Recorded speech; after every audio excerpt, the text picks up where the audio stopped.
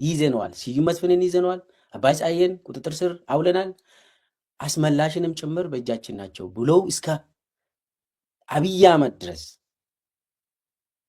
ሪፖርት ተደርጎ እዛው ጨርሱ ነው ያላቸው። ግደሏቸውን ያለው አብይ። ያኔ ጌታቸው አሰፋ ሳሞራን ጡረታ አስወጣው ብለው ኃይለማርያምን አስገድዶ ሳሞራን ጡረታ እንዲወጣ ደብዳቤ ጽፎ ኃይለማርያም ሳሞራን ጠርቶ እንካ ደብዳቤህን ጡረታ ወጣል ብሎ ሲሰጠው ሳሞራ ተናዶ ማን አንተ? አይ ጌታቸው አሰፋ ነው ይህንን ሰውዬ አባርና ሌላ ሰው እንትን አድርገው ብለው ነው ይቅርታ አድርግኝ ብሎ ሳሞራ ወዲያውኑ ደብዳቤውን እንዲለውጥ አድርጎ ሳሞራ ስልጣን ላይ እንዲቆይ ተደረገ። ከዛ በኋላ ምን ሆነ? ጌታቸው አሰፋ ስራ አስፈጻሚ ላይ መጥተው ኃይለማርያም ምንም መምራት ስለማይችል አንድን ባለስልጣን እንኳን ማባረር ስለማይችል በገዛ ፈቃድ የዛሬ ሳምንት በዚህች ሰዓት ቀጥታ ሪዛይን አድርግ ተባለ። ግጭቱ ያው ቅድም ያልኩ የሽኩቻ በጣም ተካሮ ወደ ጠላትነት የተለወጠ ይመስለኛል። ከዛ አሁን ሳሞራ የኑስና አብይ አህመድ ባለውለታዎች ሆኖ አንድ ላይ የቀሩት ምክንያት ጌታቸው አሰፋ ትዕዛዝ አውጥቶ የእስር ትዕዛዝ ከፌዴራል ፖሊስ ሁሉም ጨርሶ ይታሰር በቃ አብይ ወንጀለኛ ነው ብለው ከወሰነ በኋላ መከላከያ ሰራዊትን ይዘው ሳሞራ ኧረ የለም እንደዛ የሚባል ነገር አታስርም ካልሆነ ሁላችሁንም አስራለሁ ብሎ ሳሞራ ያው መከላከያ ስለያዘ አስፈራራ። ከዛ ቆመ። ያ አብይም አልታሰረም፣ ቀጠለ ያ ነገር። ያው ህወሓት ስፕሊት የሚባለው ከኤርትራ ጦርነት በኋላ እሱ በደንብ እናውቀዋለን። ይሄኛው ግን በጣም ትልቅ ስፕሊት የነበረው ብዙ ሰው ማወራ ነገር አለ። መለስ ከሞተ በኋላ በተለይ ማን ነው የሚተካ ለምለው ጥያቄ ያው እሱ ምክትል ኃይለማርያም ደሳለኝ ነበር። በህጉ መሰረት በህገ መንግስቱ መሰረት ኃይለማርያም ይሆናል። ኦብቪየስሊ እሱም ሆኗል። ግን ደግሞ በስተጀርባ ማን ነው መለስን የሚተካ የምለው ላይ ሁለት ቡድኖች ተፈጥሮ ነበር ህወሓት ውስጥ። አንዱ ቡድን የሳሞራ የኑስ ኤታማዦር ሳሞራ የሚመራው አንድ ቡድን ነበር እና ባይወልዱን ይዞ ማለት ነው እና አዜብ መስፍን በዛ ውስጥ የነበሩ ሰዎች ናቸው። በሌላ በኩል ደግሞ ጌታቸው አሰፋ ነው ደህንነት ላይ ነበረው። እሱ ቡድንም ነበሩ። ሁለቱ በጣም ሲጣሉ ሽኩቻ ነበራቸው እና በዚህ መሃል ህወሓት አንድ ሆኖ አልቀረበም እያለ ያለ ይሄን እንደዚህ የሄደ የሁለተኛ ፋክተር ደግሞ መጣ። የኦሮሚያ ማስተር ፕላን የአዲስ አበባ ማስተር ፕላን ያው ከኦህዴድ ጋር የተያያዘ ሆኖ ቀረበ። ማስተር ፕላኑ ኦህዴድ ላይ ያሳረፈው ጫና ኦህዴድን ትራንስፎርም አደረገ። ኦህዴድን እንዴት ትራንስፎርም ያደረገ አንተ እንደምታውቀው ያው ለማና ወርቅኔ ገበየሁ የኦህዴድ ሊቀመንበርና ምክትል ሊቀመንበር ሆነው አይ ቲንክ መስከረም 2016 እንደ አውሮፓ አቆጣጠር አይ ቲንክ 2009 በእኛ አቆጣጠር መስከረም 2009 ላይ ለማና ወርቅኔ ገበየሁ የኦፒዲዮ ሰብሳቢና ምክትል ሰብሳቢ ሆኖ ከሙክታር ከድርና ከአስቴር ማሞ ወሰዱ። ይሄ በማዕከላዊ ኮሚቴ ስብሰባ ነው። ያኔ እንግዲህ እነ ለማ ሲመረጡ እነ ጌታቸው አሰፋ ምን ብሎ ነው ለማን የወነጀሉት? መፈንቅለ መንግስት ነው ያካሄድከው ኦህዴድ ላይ ብለው ለማን ወጥሮ ያዙ። እንዳውም ለማ ለ4 ወር የድርጅት ሰብሳቢ ሆኖ የኦሮሚያ ፕሬዝዳንት ሳይሆን ብዙ ጎተቱ። ያው ሙክታር እንዲቀጥል ፈለጉ በፕሬዝዳንትነት። ያው በኋላ ደግሞ እነጌታቸው ማለት ናቸው። አዎ የነጌታቸው ቡድን ሙክታርን ፈለጉ። ያ ካልሆነ ደግሞ ለምን በከርሻሌ የሚባል አለ። አሁን የአብይ አመራር ነው። በከርሻሌን ለምንድን ነው የማታደርጉት ብሎ ደግሞ እንደ አማራጭ አቀረቡ። ለማን አልወደዱም። እቺ ነገር ስለማትወራ ነው ማወራ ቴዲ። ስለዚህ አሁን የጌታቸው አሰፋ ቡድንና የለማ መገርሳ ቡድን እንግዲህ ፍጥጫ ሆነ። በዛኛው በኩል ደግሞ እነ ሳሞራ የኑስ ቡድንና እነ አዜብ መስፍን ትልልቅ ባለስልጣናት አሉ፣ በዛ በኩልም አሉ። እንደዚህ እያለ ቀጠለና መጨረሻ ላይ እና አብይ ያኔ እንግዲህ አብይ አሁንም ወደ ፒክቸር አልመጣም። ያዝልኝ ምንም ኦሮሚያ ውስጥ ምንም ስልጣን የለውም፣ ግን ደግሞ የኦህዴድ ማዕከላዊ ኮሚቴ ሆኗል።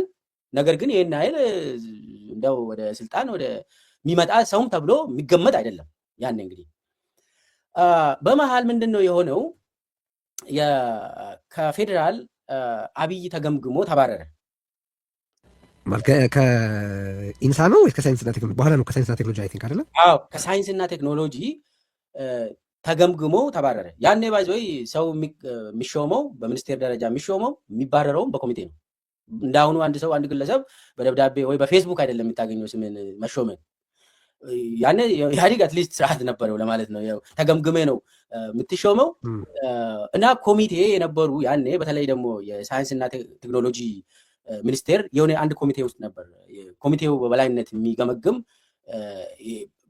ባይ ዲፎልት እንደ አጋጣሚ ሆኖ 3 ሰዎች ነበሩ የኮሚቴ አባል የነበሩት አብይን የገመገሙ። የሳይንስና ቴክኖሎጂ ሚኒስትር አፈጻጸሙን የሚገመግሙና ይቀጥል ወይ ደረጃው ይውረድ ብለው የሚገመግሙ በስራ አስፈጻሚ ደረጃ ነው። ይሄ ነገር ምደባ የሚሰጠው በመለስ ጊዜም በኃይለማርያም ጊዜም በስራ አስፈጻሚ ነው። በኢህአዴግ ስራ አስፈጻሚ ነው የምትመደበው፣ የምትነሳውም በስራ አስፈጻሚ ነው። ስለዚህ ዘርፍ ይለይና እገሌ ይህንን ዘርፍ እገሌ ይህንን ሚኒስቴር መስሪያ ቤት ገምግሙ ይባላል። አዎ ብዙ አብይን የገመገሙት 3 ሰዎች ነበሩ። 3ቱም የከተማና ሳይንስ ዘርፍን የሚገመግሙ ባለስልጣናት ነበሩ። የስራ አስፈጻሚ አካል ሆኖ እንደ አጋጣሚ ሆኖ አባይ ፀሐዬ፣ አስመላሽ ወልደ ስላሴ እና ስዩም መስፍን ናቸው ይህንን ግምገማ የሚፈጽሙት። ማይ ጋድ 3ቱም ማለት በትግራይ ጦርነት ኦልሞስት በአንድ አካባቢ የተገደሉ ሰዎች ናቸው። ትክክል። እንግዲህ እነኚህ ሰዎች በአሰራሩ መሰረት የአብይን ሚኒስቴር መስሪያ ቤት ሳይንስና ቴክኖሎጂ ሄደው አዩና አብይም ኑና እዩልኝ በቃ ምናምን ብሎ ዘራፍ ብሎ ከገመገሙ በኋላ ምንድነው የገነባው ስርዓት አለ ወይ? በችፑድ በጣም አሳምረሃል፣ ቀለም ምናምን ጥሩ ነው። አሁን አስመላሽ አይነ ስውራን ስለሆነ በእጅ አይቶ ጨብጦ ምናምን አይቶ እንደዚህ ነካ አድርጎ ምንድነው ችፑድ እኮ ነው ብሎ ጠይቋል። ሰዎች እዛ የነበሩ ሰዎች ናቸው የሚነግሩ። እና ከዚህ ይልቅ የሆነ ስርዓት መገንባት አለብህ። የሆነ ቀለም መቀባትና እንደዚህ ማድረጉ ጥሩ ነው፣ ነገር ግን እንደዚህ መምራት አልቻልክም ብሎ ገመገሙ። መጨረሻ ላይ እንዳውም መጨረሻ ላይ እሱ የሆነ ብዙ ውሸት ዋሸና አይ ይሄ ሰውዬ ወረዳን መምራት አይችልም ብሎ ለኃይለማርያም ሬኮሜንዴሽን ሰጥተው ሄዱ። ከዛ ኃይለማርያም አሰናበተው ማለት ነው። ከዛ ሲሰናበት መኪና ሁሉ ተወሰደበት። የት ነው መሄድ ያለበት የሚታወቅ አንድ ቦታ አለ ማለት ነው። ለማ ጋር መሄድ ይችላል። ለምን ለማ ቢያንስ ለማ በተለይ ከጌታቸው አሰፋ ቡድን ጋር ፍልሚያ ላይ ስላለ ያው ማረፊያ ያገኛል። ለማ ደግሞ ኃይል ይሆንልኛል ብለው መደበው። አብይም በዛው ደረጃ ቦታ አገኘና የኦሮሚያ ከተማ ልማትና ቤቶች ቢሮ ኃላፊ ሆኖ በለማ መገርሳ ተመደበ። መኪና ተሰጠ፣ ቤት ተሰጠው፣ ሴኩሪቲ ተሰጠው። እንግዲህ በክብር ተወሰደ። ወደ ኦሮሚያ መጥቶ ቢሮ ሲሰጠው ከኦሮሚያ ማንም አያውቅም፣ የሚታወቅም ሰው አልነበረም። እንደውም ከሰው ጋርም የሚግባባ ሰው አልነበረም። አንድ ሰው ኢንተርቪው አድርጌ ነበር። ይገርምሃል፣ አንድ ምጽፈው ነገር አለ። ኤኒዌይስ መቼ እንደሚያልቅ ግልጽ አይደለም፣ ግን ፈቃዱን ስላላገኘው ስሙን መጥቀስ ይከብደኛል። ግን ለአብይ ቅርብ የነበረ ሰው አይ ቲንክ መጥቀሱም መጥፎ አይመስለኝም። ተክለ ብርሃን ወልደ አረጋይ ነው እና መለስ አባረው ብሎኝ ነበረ ብሎ ነግሮኛል። ማለት በኢንሳ በነበረበት ወቅት መለስ አባረው፣ ይህን ሰውዬ አባረው፣ አለዚያ እኔ አባረው ብሎኝ ነበር አለ። ከዛ አይ እንዲህ እኮ ቢሆን ሊጠቅም ይችላል ወዘተረፈ ብዬ ተከራከርኩ አለና አንተም አታባረው ከሆነ እኔ አልፌ አባረረዋለሁ፣ አንተን ተሻግሬ አባረረዋለሁ ብሎኛል ብሎ ነግሮኛል። ቤዚክሊ የአብይን በጣም ችግር ያለበት ፐርሶናሊቲ መለስ ዜናዊ ተመልክቶት ነበር ማለት እንደማለት ይሆናል። አይ ቲንክ በጣም ምናልባት አጭር አስተያየት እዛ ላይ ከቻልኩ የሚቀጥለው ከቤታችን ልክ ነህ። እኔም ይሄንን ነገር ሰምቻለሁ። መለስ ከኢንሳ አባሩ ብለው ሪኮመንድ እንዳደረጉ እንዳው ወደ ኦሮሚያ አካባቢ እና አባዱላን ለምንድን ነው ይህንን ሰውዬ ኬት ነው ያመጣችሁት? ወደ ድርጅት ለምንድን ነው ያመጣችሁት? በጣም ስለሚዋሽ ማለት ነው። አብይ በጣም ቀደዳ ነው፣ ሁልጊዜ ይዋሻል። ውሸቱ ደግሞ ይታወቃል እና መለስ ጋም ደርሶ ነበር። ቅድም ያልኩ ሶስቱ የኮሚቴ አባላት አንድ ቦታ ነው የተገደሉት። እሺ ጥሩ ነው ያነሳው። እሺ እሱን አድማጮችም እንዲህ አድሬስ አድርገነው እንሂድ። የትግራይን ጦርነት አነሳዋለሁ ብዬ ነበር፣ ግን አሁኑኑ አገናኝተነው አድሬስ ማድረጋችን ጥሩ ነው። ሶስቱም ተገደሉ። ያኔ አብይ አህመድ ላይ ያንን አስተያየት የሰጡት ሶስት ሰዎች በተመሳሳይ ሁኔታ ነው ህይወታቸው ያለፈው እና ግንኙነት አለው እንዴ? እኔ እስካለኝ መረጃ ሶስቱ ሰዎች የተያዙት ከቤት ውስጥ ነው። ሶስቱም ሰዎች የያዙት ሰዎች ደግሞ አሳውቆ ለከፍተኛ የጦር አመራሮች አሳውቆ እስከ አብይ ድረስ ደርሰው እስከ አብይ ድረስ ይዘነዋል። ስዩም መስፍንን ይዘነዋል። አባይ ፀሐዬን ቁጥጥር ስር አውለናል። አስመላሽንም ጭምር በእጃችን ናቸው ብለው እስከ አብይ አህመድ ድረስ ሪፖርት ተደርጎ እዛው ጨርሱ ነው ያላቸው። ግደሏቸውን ያለው አብይ። እኛ ማሰር አልፈለገም። ከያዙ እነኚህ ሽማግሌዎች ናቸው እኮ ምንም እኮ እንደው ሮጦ ያመልጣሉ ምናምን ብለ ጠላት ኦኬ፣ ከአብይ ጋር ጠላት ናቸው። አዎ፣ ግን ደግሞ አንዴ ከተቆጣጠርክ በኋላ ማሰር ነው ያለብን። ከዛ ውጭ የጦር ወንጀል ነው የሚሆነው እና ቂም በቀል ነው የሚሆነው እና አብይ ቂሙን ተበቀለ ማለት ነው። ያኔ አብይ እኮ ወደ ኦህዴድ ሰብሳቢነት የመጣው አይ ቲንክ በፌብሩዋሪ 22 ነው፣ መጋቢት 2010 ነው። ይኸውልህ አሁን ጠቅላይ ሚኒስትር የሆነው መጋቢት ነው። ይኸውልህ ከአንድ ሳምንት በፊት ኃይለማርያም ደሳለኝ ሪዛይን አደረገ አይደለም? ከአንድ ሳምንት በኋላ ነው አብይ እኮ ከሌለበት ቦታ የኦህዴድ ሊቀመንበር የሆነው። አሁን እዛ ጋ ያለው ስሌት ምንድን ነው? ሌሎች አልነበሩም ወይ? ሌሎች ሰዎች ጠፍተው ነው? ከዛም በፊት የታሰቡ ሰዎች ነበሩ። አሁን ችግሮቹን ላንሳ እንግዲህ ማንሳት ካለብን ለማ መገርሳ ጠቅላይ ሚኒስትር መሆን እንደማይችል ያኔ ለምን የጨፌ የኦሮሚያ ምክር ቤት አባል ስለሆነ የኦሮሚያ ክልል ፕሬዚዳንትም ስለሆነ በህጉ መሰረት በቀጥታ የኢህአዴግ ሰብሳቢ መሆን ይችላል። ነገር ግን ፓርላማ ውስጥ መሆን አለበት ለጠቅላይ ሚኒስትርነት። ያ ደግሞ አይ ይቻላል ማሟያ ምርጫ ምናምን ማካሄድ ይቻላል ሰዎች የሚሉ ሰዎች አሉ።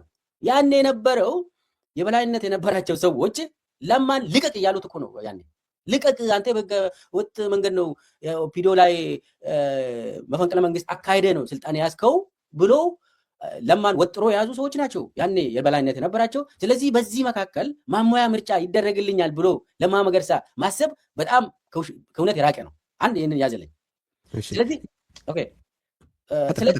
ስለዚህ ለማ መሆን እንደማይችል ይታወቃል። ለማ ኦሮሚያ ላይ ይቀራል ማለት ነው። ከዛ ቀጥሎ ደግሞ የታሰበው አባዱላ ነበር። በኦሮሚያ በኩል ምን ሆነ መሰለ? አባዱላ ታስቦ ነበር። ነገር ግን አባዱላም ፎልት ሰራ። ፎልቱ ምን ነበር? እነ ጌታቸው አሰፋ ኃይለማርያም ደሳለኝን አስገድዶ ሪዛይን አርግ ብለው በነገራችን ላይ ኃይለማርያም በራሱ ፍላጎት አይደለም ሪዛይን ያደረገው። እኔ እስከማውቀው ድረስ ምን ነበር ያኔ ጌታቸው አሰፋና ሳሞራ ቅድም ያልኩ ሽኩቻ ነበራቸው አላልኩም?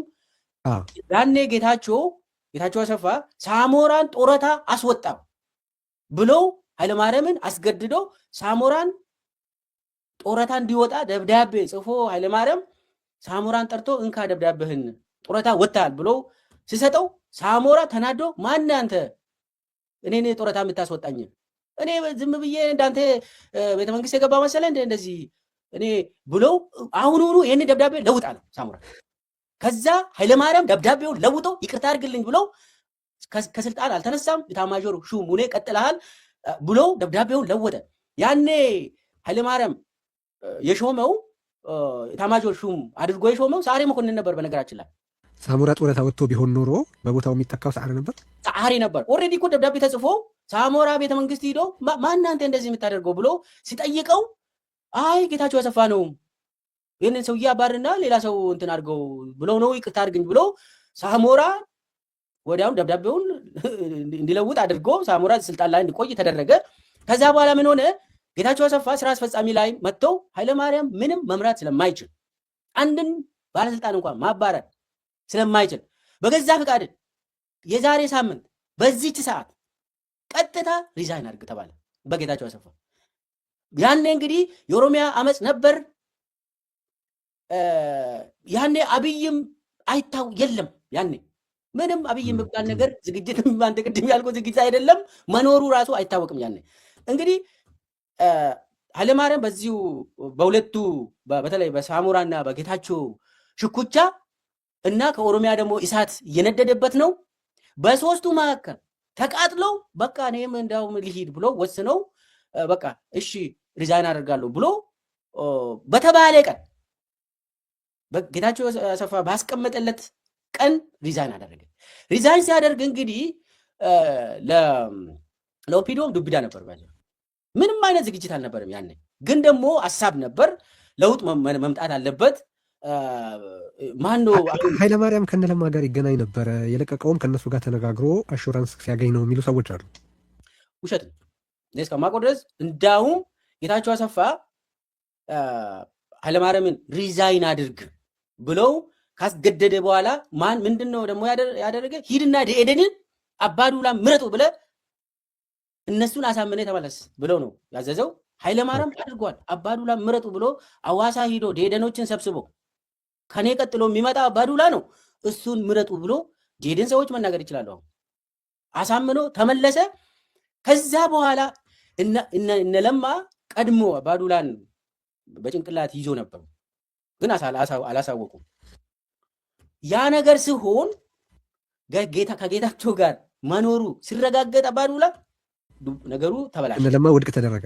በቃ ይሄ አይሆንም፣ ምንም ለውጥ አይመጣም፣ በቃ እኛም ተበላን ከነሱ ጋር። ኦኬ። ስለዚህ አሁን እንግዲህ አብይ በአካባቢው ያን ያህል ፒክቸሩ ላይ ባይመጣም፣ ግን በአካባቢው እንግዲህ በለማ ኃይል የማሰባሰብ ሂደት ውስጥ ወደ ፓወር ቀርቧል። ግን ስቲል ከአባዱላ ውጭ ብዙ ሰዎች ነበሩ አይደል? እሱ ላይ እንዴት አረፈ? ይኸውልህ ኦፒዲዮን በደንብ ማወቅ ያስፈልጋል። በማስተር ፕላኑ አመፅ ጊዜ ብቸኛው ከኦፒዲዮ ከህዝብ ጋር የቆመ ለማ መገርሳ ነው። ምንም ሌላ እንዳሉ አድርባይ ተሰብስበው እንዳውም ለማን በኋላ እኮ ጫና ሲበዛ ለማን ለማስነሳት እንዳውም ለማ እኮ ልገደል ይችላለሁ ብሎ ማን ነው የሚተካኝ ብሎ ሰው መፈለግ ጀምሮ ነበር። ነግሮናል ልገደል ይችላለሁ። እነኚህ ኦፒዲዮ ነባር ኦፒዲዮችም ከኔ ጋር የሚቆሙ አይመስሉም፣ አዳዲስ ሰዎች እንደው ያስፈልጉኛል ብሎ ለማ መገርሳ አዳዲስ ኃይልን የማመን ዝንባሌ ነበረው ያኔ እና ከነባር ኦፒዲዮ ምንም እምነት አልነበረውም ለማ። ያኔ እንግዲህ አብይ እንዴት ወደ ፒክቸር መጣ ለምለው አስብ። በዚህ ሰዓት አባዱላ ከጌታቸው አሰፋ ጋር እየሰራ ነው ከተባለ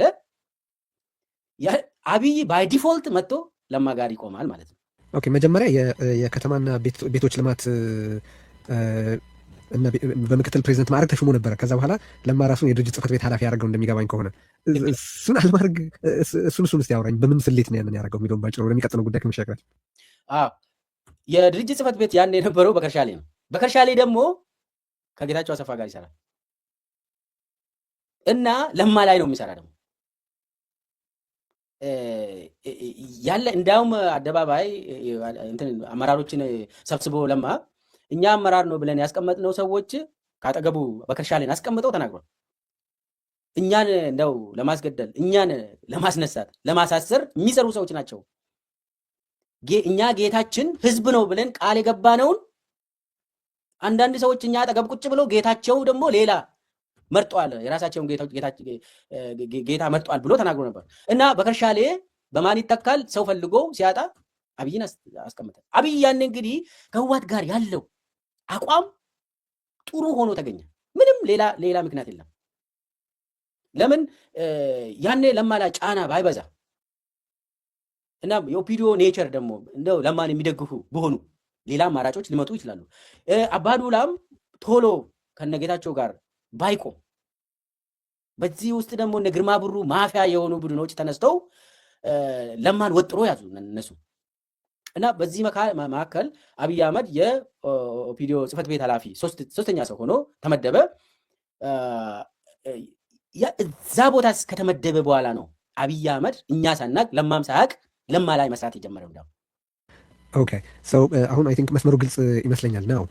እንግዲህ ቀጥሎ የመጣው ምዕራፍ ብዙ ነገር እንዳለ ይገባኛል። የሚነሳ ነገር ግን ቶሎ ቶሎ ነገሮችን ማንሳት እንድንችል ብዬ ነው። ብዙ ነገር ተከናወነ። ያው ኦልሬዲ አብይ አህመድ የፓርላማ አባል ነው በሚል ምክንያት ሊቀመንበር ተደረገ። ፓርላማ ቃለ መሃላ ፈጸመ። ጠቅላይ ሚኒስትር ሆነ። አሁን አንዱ የሚነሳው ጥያቄ አይ ቲንክ እዚህ ጋር የለማ ስሌት ምንድን ነበረ? አብይን በተመለከተ እንዴት አድርጌ ሀንድል አደርገዋለሁ የሚል ነው። ምንስ ነበር ስምምነቱ? አክቹዋሊ አንድ በጣም ጠቃሚ የሚባል ጥያቄ። አብይ ወደ ጠቅላይ ሚኒስትርነት ሲላክ የተሰጠው ማንዴት ምንድን ነው? በኦፒዲዮ በወቅቱ አሁን እንዳረገው ከ2000 ያን እንግዲህ 2010 ከነበር ከ2012 በኋላም ጠቅላይ ሚኒስትር ሆኖ እንዲቀጥል ነበር የኦፒዲዮ ሀሳብ ወይስ የተሰጠው ማንዴት ምንድን ነው? የለማ ስሌት ምን ነበር? እሱን እስኪ ንገረኝ። ይህ ቆንጆ ጥያቄ ነው አነሳ።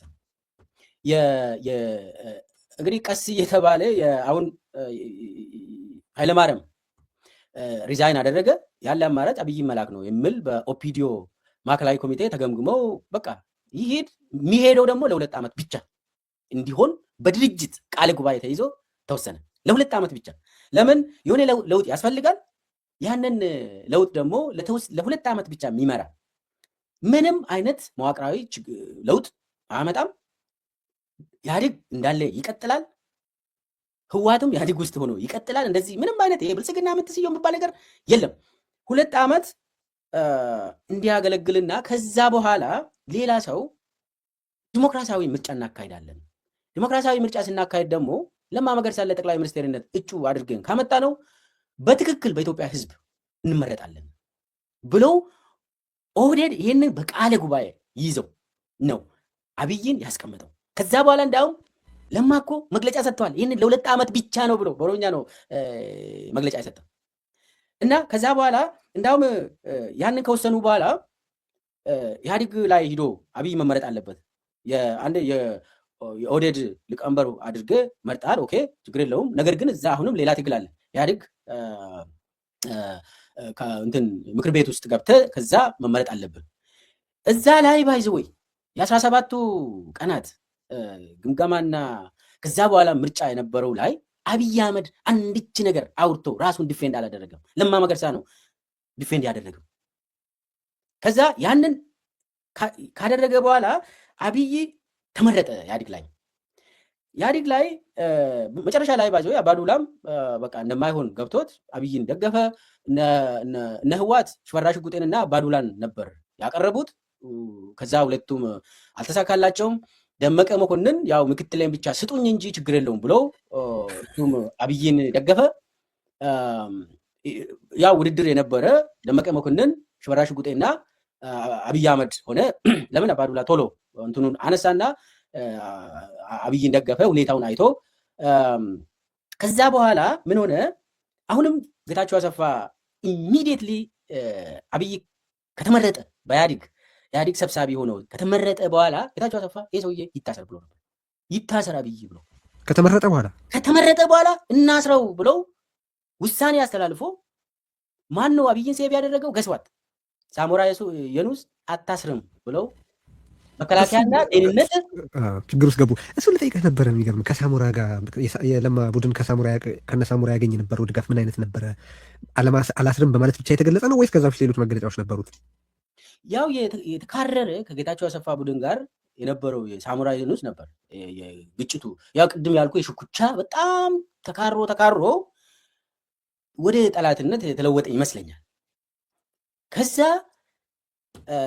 አሁን ሳሞራ የኑስና አብይ አህመድ ባለውለታዎች ሆኖ አንድ ላይ የቀሩት ምክንያት ጌታቸው አሰፋ ትዕዛዝ አውጥቶ የእስር ትዕዛዝ ከፌዴራል ፖሊስ ሁሉም ጨርሶ ይታሰር በቃ አብይ ወንጀለኛ ነው ብሎ ከወሰነ በኋላ መከላከያ ሰራዊትን ይዘው ሳሞራ ኧረ የለም እንደዛ የሚባል ነገር አታስርም፣ ካልሆነ ሁላችሁንም አስራለሁ ብሎ ሳሞራ ያው መከላከያ ስለያዘ አስፈራራ። ከዛ ቆመ። ያ አብይም አልታሰረም፣ ቀጠለ ያ ነገር።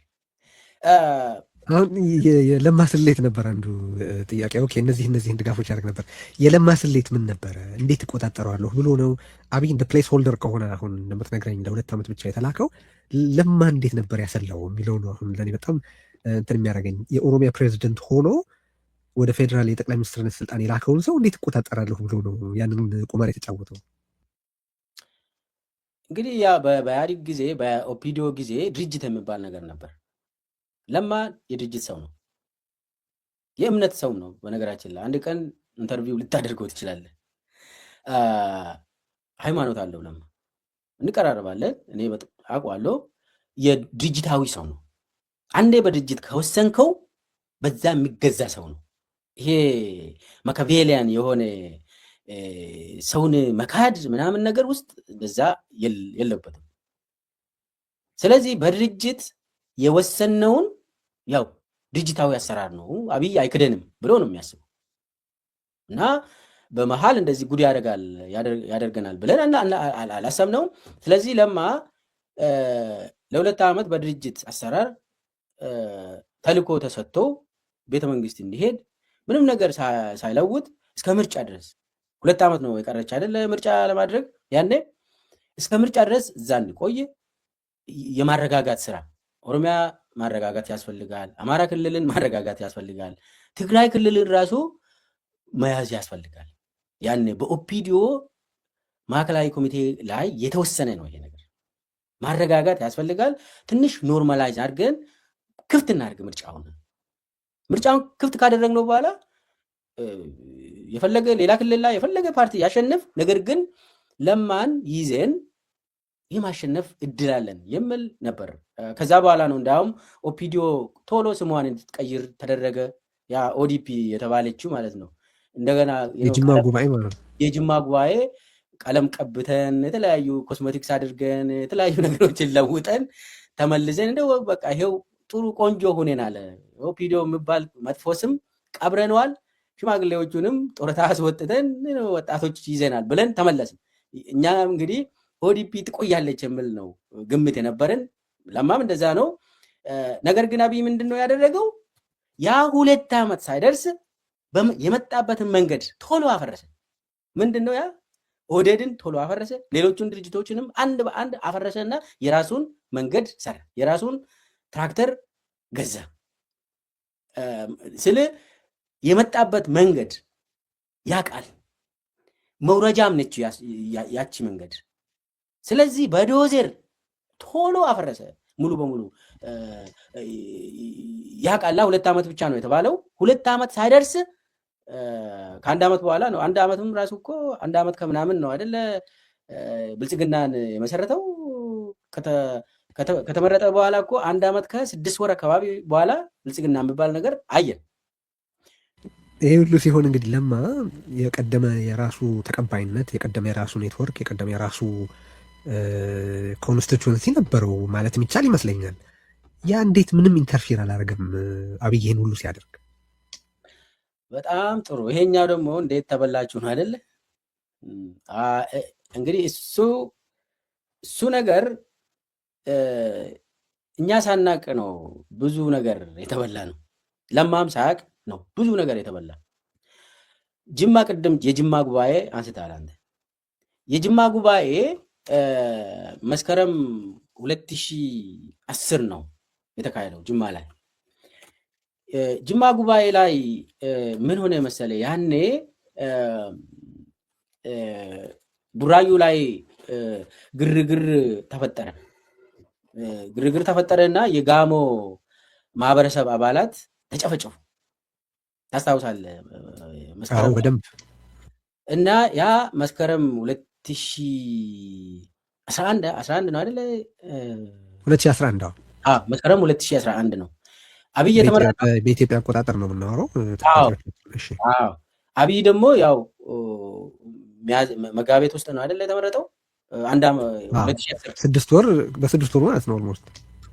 ስለዚህ በ6 ወር ውስጥ የጅማ ጉባኤን ለማካሄድ ስናስብ ፕላን ስናደርግ ቡራዩ ላይ የጋሞ ማህበረሰብ አባላት ተጨፈጨፉ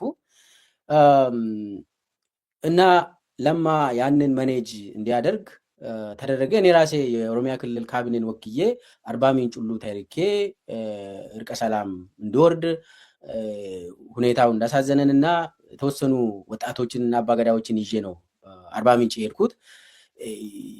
በጣም ነገርዮ መብረድ አለበት ብለን ስላሰብን እኔ ነኝ እንዳውም የተመደብኩት ነገሩን እንትን ለማብረድ እና ሰላም እና ያኔም ለቪኦኤ ኢንተርቪው ሰጥቼ ነበር አርባ ምንጭ ሁኜ እንትኑን ዲቴሉን አውቃለሁ ለማለት ነው። እና ያኔ ለማ ይሄንን መኔጅ ሲያደርግ ነበር።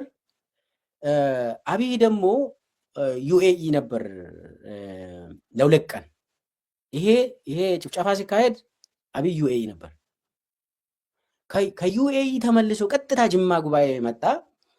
ለማ ይህንን መኔጅ እያደረገ አዲስ አበባ ላይ ቆየ። ጅማ መጥቶ ሀዘን ልብስ ለብሶ መግለጫ ሰጠ። አብይ ቀጥታ ከዩኤኢ ከዱባይ እንደተመለሰ።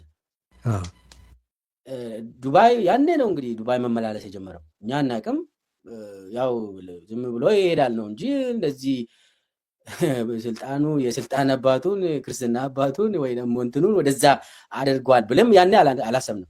ከዛ መጥቶ መግለጫ ሰጠ እና ከዛ ጅማ ላይ ደግሞ የተመደቡ ይህንን ጉባኤውን ኮኦርዲኔት የሚያደርጉ እነ ብርሃኑ ጸጋዬ፣ እነ ሽመልስ አብዲሳ እና አዳነች አቤቤ ናቸው በበላይነት ኮኦርዲኔት የሚያደርጉት። ስለዚህ ምን ሆነ? እኛ ትንሽ ጠርጥረን ለማን ጠይቀን ነበር። ምንድን ነው የተካሄደ ያለው? ስራ አስፈጻሚ ውስጥ መመረጥ ያለባቸው ኦልሬዲ ታውቀዋል። ማን ነው እንዳም እጅ አንስቶ የሚጠቁመው? እሱም ተለይቷል። ማዕከላዊ ኮሚቴ ራሱ ማን ነው የሚገባ? እሱም ኦልሬዲ ታውቀዋል። ጅማ ሆቴል የሚባል አለ፣ ጅማ ሴንትራል ሆቴል። ጅማ ሴንትራል ሆቴል ቁጭ ብለው ሽመልስ አብዲሳ፣ ብርሃኑ ጸጋይ እና አዳነች አቤቤ ሙሉ ጨርሰው ሙሉ በቃ ምርጫው አልቋል። ያንን አየንና እኔ ታየ ደንደአና ምክትል ፕሬዚዳንት የነበረችው ያኔ ጠይባ ሰን ትባላለች። ሶስታችንም ለማ ምንድን ነው እየሆነ ያለው ብለን ጠየቅን።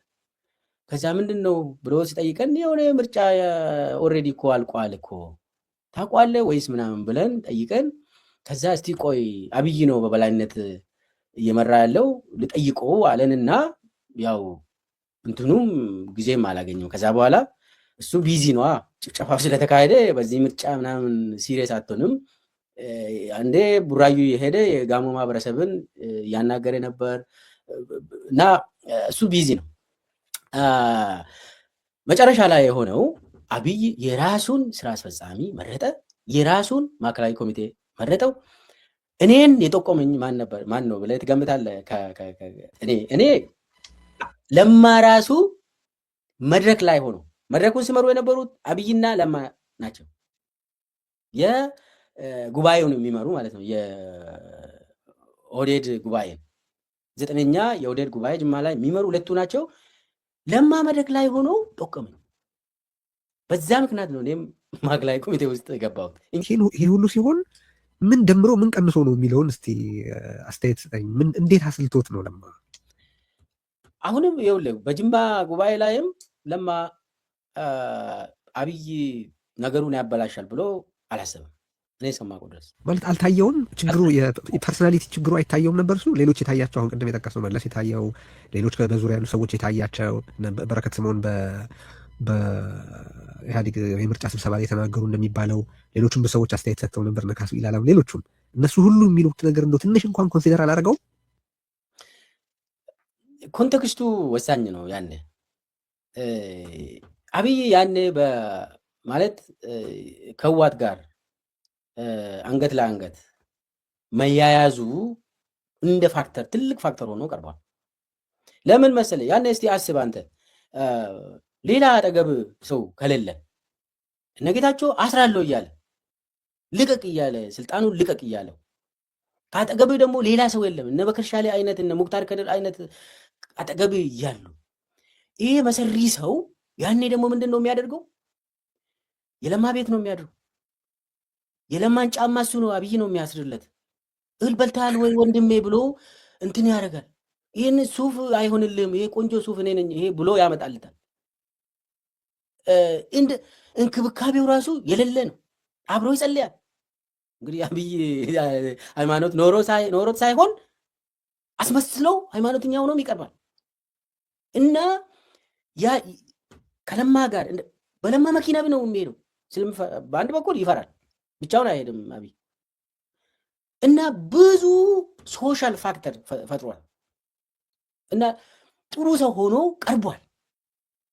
እኔ አንተን አልክድም ከአንተ ጋር ሞታለሁ ብሎ ያንን አይነት ገብቷል የትግል ስሜት ፈጥሯል ማለት ነው።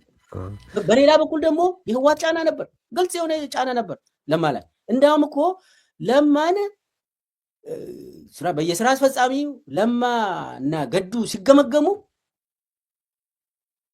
ሁለት ሆኖ ነው የሚገመገሙት። እነ ደመቀ መኮንን እኮ ከሌሎቹ ጋር ሆኖ ነው ገዱን የሚገመገሙ እነ ለማን የሚገመገሙ። የለውጥ አባት ተብሎ ሲወራለት ነበር እና ያኔ ነው እንግዲህ አብይ ራሱን አሳምሮ በጣም አስመሳይ ስካመር ሆኖ የቀረበው። ከዛ በኋላ ትንሽ ገፋ እናድርግና መጨረሻ ላይ አሁንም ከጅማ ጉባኤ በኋላ በእንትን ህዳር ውስጥ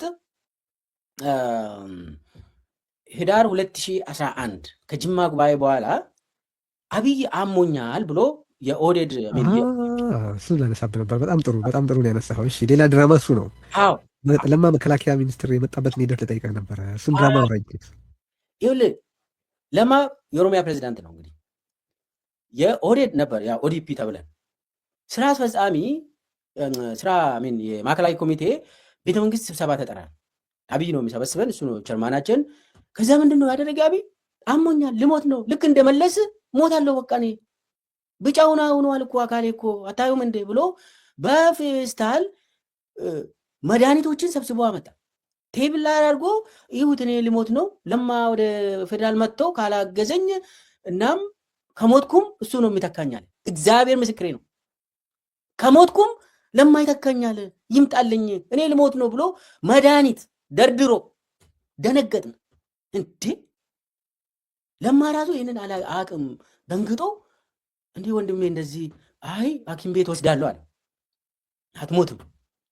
አትሞትም በፍጹም ሐኪም ቤት ወስዳለሁ ብሎ በነገራችን ላይ በጤናው በአብይ ጤና በተመለከተ ለማ ብዙ ነገር ነው የሆነለት በጤና ምክንያት።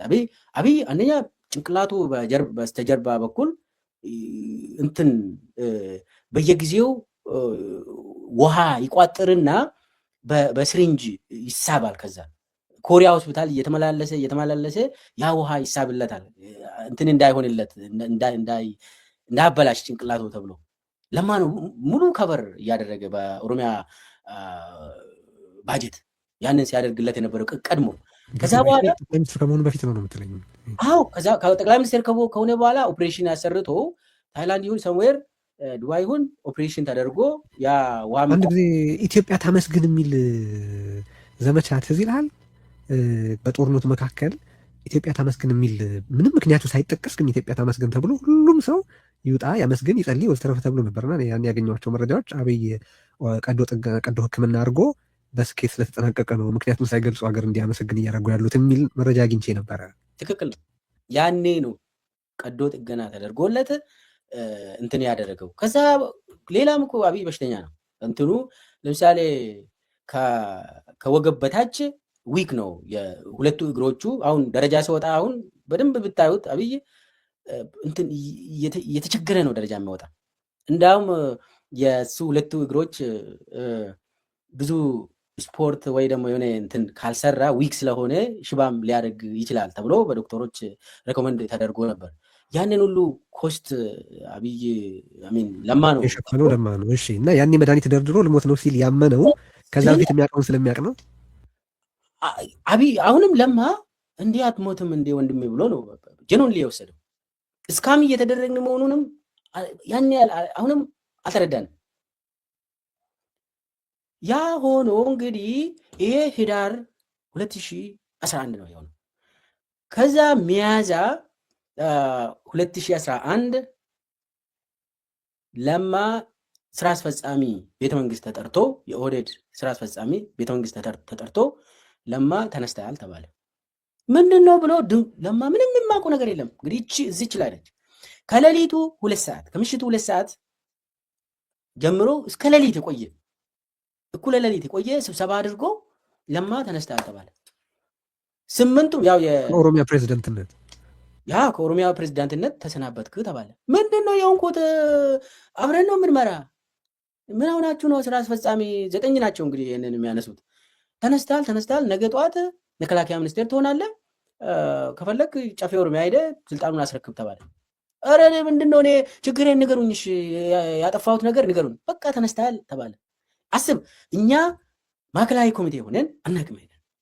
የኦሮሚያ ፕሬዚዳንት በቤተ መንግስት ተጠርቶ ሲባረር የኦዲፒ ማዕከላዊ ኮሚቴ አናቅም። አብይ ያደራጃቸው 8ቱ እንግዲህ ለማ ተጨምሮ 9 ናቸው ስራ አስፈጻሚ። ሲያባሩት ማዕከላዊ ኮሚቴ ምንም እናውቀው ነገር እንቅልፍ ውስጥ ነበር ነው ያኔ ሌሊት ስለሆነ ጠዋት እንደ ይሄ ነገር ሲደረግ እንደ ነገው ጨፌ ኦሮሚያ ተጠርቷል። ጠዋት ተነስተን ጨፌ ኦሮሚያ ለመሄድ ስንጀምር ከዛ አንድ ልጅ ደውሎ ለማ እኮ ተነሳል። እኔ መንገድ ላይ ነው ሰማሁ። ምን ለማ ተነስቷል እና ጨፌ አለ? አዎ እሱም አለ ተባለ። ጨፌ ኦሮሚያ ሄደን አዳማ ገብተን በቴሌቪዥን ለማ ሚኒስቴር ሲሆን አየን። እንዴ ቢያንስ ከዚህ ከጨፌ ኦሮሚያ ስልጣን አይለቅም እንዴ ብለን አትሊስት በህጉ መሰረት ፕሮሲጀር አለ። ጨፌ ምክር ቤት ነው የክልሉ ምክር ቤት ነው የሾመ እሱ ነው። እንግዲህ እዛ መጥተህ ማመልከቻ አስገብተህ ከዛ አፕሩቭ ከተደረገ ወይ አሞኛል ብለም አፕሩቭ ይደረግልሃል። አትሊስት ፕሮሲጀራሊ ማድረግ አለብን። ነገር ግን ጨፌ ኦሮሚያም ስልጣን እንደሌለው በኩዴታ ግልጽ የሆነ መፈንቅለ መንግስት ለማ ላይ ተካሄደ ማለት ነው። መፈንቅለ መንግስት በክልል ደረጃ በኦሮሚያ ፕሬዚደንትነቱ ቢቀጥል የሚያዘው ኃይል ይኖራል። ዜርፎር የስልጣን ስጋት ይሆናል ነው የእሱ ስሌት። በቃ ይህንን ጨረሰ። ከዛ ይኸውልህ ይሄ ሚያዝያ 2011 ነው የሆነው። ከዛ እንደምናስታውስ ከሆነ መጋቢት ውስጥ ደግሞ ገዱ ተነስተዋል። ወደ አማራ ክልልም መግባት እንችላለን። ሚያዝያ ላይ ለማን አስነሱ። መጋቢት ላይ ደግሞ ገዱን አስነሱና አምባቸውን እንዲተካ ተደረገ። አምባቸው መጋቢት ላይ ተሹመው ግንቦት ያው መጋቢት ከዛ ሚያዝያ ግንቦት ከዛ ሰኔ ላይ ተገደለ አምባቸው። ደመቀና አብይ ምን ብሎ ነው ፕሮፖዝ የሚያደርጉት? አዲስ አበባ የሚኖሩ የትግራይ ተወላጆች የህወሓት ደጋፊዎች ናቸው፣ ምንም አትጠራጠሩ።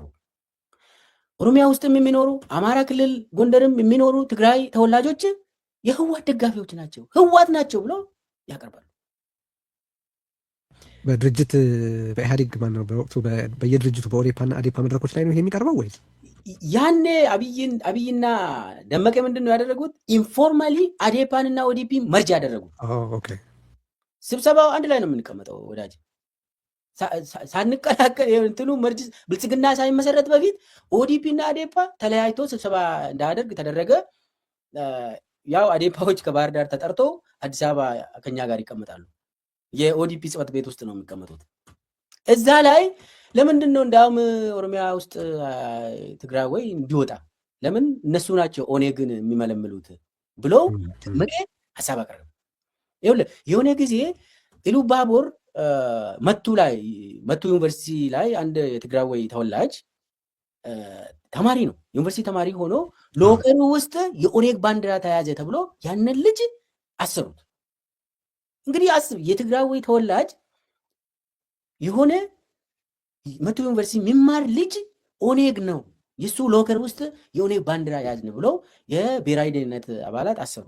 ከዛ ለማ የኦሮሚያ ፖሊስን አስልኮ እውነት ነው ወይ ብለው ሲጠይቅ ልጁ የሚያውቀው ታሪክ የለም፣ ኦኔግ የሚባልም አይቶም ማቅም በምንም ተአምር ከህወሓት ጋርም የሚያያዝ ልጅ አይደለም። ከዛ ልጁ እንዲለቀቅ ተደረገ በለማ። ከዛ በኋላ ምንድን ነው የተደረገ? የሆነ እዛው ኢሉባቦር ላይ ፎከስ አድርጎ ነበር ያኔ የትግራይ ወይ ተወላጆች እንዲፈናቀሉ አደረጉ።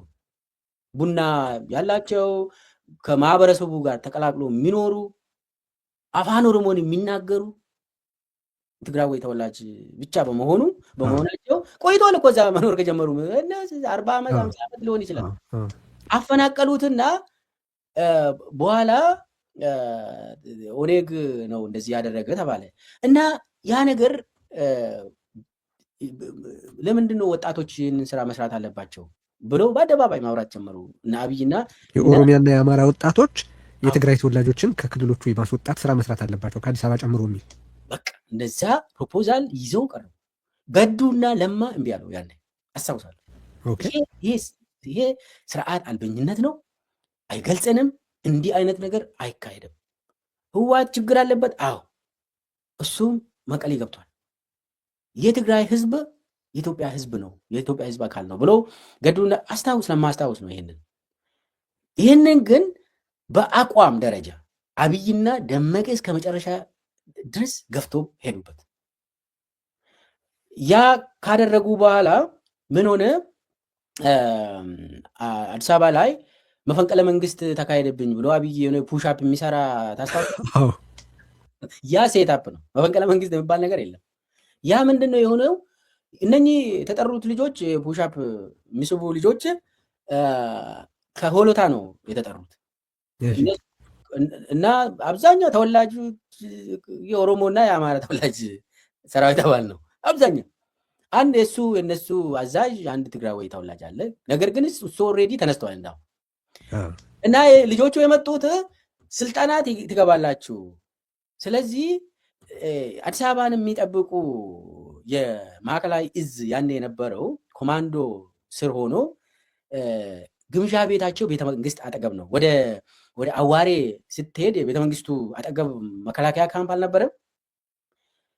ያው የፓርላማ እና ቤተመንግስት መካከል ወደ አዋሬ ስትሄድ በቀኝ በኩል ልክ ከቤተመንግስቱ አጠገብ መከላከያ ካምፕ ነበር። እዛ ነው ይሄ ጦር መሳሪያቸውን የሚያስቀምጡት፣ የተለያዩ ብን አልባሳት የሚቀይሩት እዛ ነው የሚመጡት። ሁልጊዜ ቤታቸው እዛ ነው። ምንድነው የሆነው? እንትናችሁን እዛ አስቀምጡ ውሰዱና ወደ ጦሌ ወይ ደግሞ የሆነ ቦታ ስልጠና ትገባላችሁ ተባለ። ልጆቹ ሲመጡ አብይን ሰላም ብላችሁ ውጡ ተባለ። ልጆቹ እውነት ብለው አብይን ሰላም ለማለት ገቡ። ከዛ በኋላ ጥያቄ ያላችሁ ሲባል የደሞዝ ምናምን ነገር ይኖረናል እንደው መንግስታችን አስብልን ብሎ ልጆቹ እችን ጠየቁ። ከዛ በኋላ በሉ እንግዲህ ፑሻፕ ወርደን እንሂድ ምናምን ተባባለ። ፎቶ ተቀረጸ። ዜናው ደግሞ መፈንቅለ መንግስት ሆነ። ምንድን ነበር ግቡ? ግቡ ምንድን ነው? የህወሓት አመራሮች መከላከያ ውስጥ ያሉ የህወሓት አመራሮች መፈንቅለ መንግስትን ለማካሄድ እየተዘጋጁ ነው ብለው ፐርጅ ለማድረግ አንደኛ የትግራይ ተወላጆችን፣ የትግራይ ባለሀብቶችን፣ የትግራይ ስልጣን ውስጥ የነበሩ መከላከያ ውስጥ የነበሩ ፐርጅ አድርጎ ከአዲስ አበባ ማስራቅ ነበር አደረጉ። ሰኔ 16 ላይ የደህንነት መዋቅሩን ለመቆጣጠር የቦምብ ፍንዳታውን እንደተጠቀምበት ይሄኛውንም ከመከላከያ ውስጥ የትግራይ ተወላጆችን በከፍተኛ ቁጥር ለመቀነስ ተጠቅሙበታል ማለት እንችላለን። በሚገባ አድርጓል። እንዲያውም ከዛ በኋላ ምንድን ነው የሆነው? ሪፐብሊካን ጋርድ በሁለተኛ ይሄ መፈንቅለ መንግስት ተከናወነ። በ2 ወር ውስጥ ሪፐብሊካን ጋርድ መኖሩ ታወጀ። በፐርፎርም ሲያደርጉ በቴሌቪዥን አሳዩ። እንትኑ አንድ ላይ መጣ ይሄ ነገር። ይሄ ነው እንግዲህ። ከዛ በኋላ ደግሞ ይሄ እነ ሰዓሬ መኮንን መገደላቸው፣ ከኦሮሚያ ለማ መገርሳ መባረሩ፣ ቀስ እየተባለ ደግሞ ለማም ከመከላከያ ከተነሳ እኮ ከድርጅት ሁሉ ሰስፔንድ የተደረግ ነው። አይ ቲንክ ሐምሌ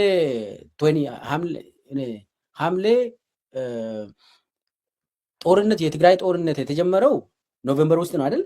ጥቅምት 2013 ጥቅምት 2013 ነው። እኛ እነ ለማ ሆነን ከድርጅት ሰስፔንድ የተደረግነው ሐምሌ 2012 ነው።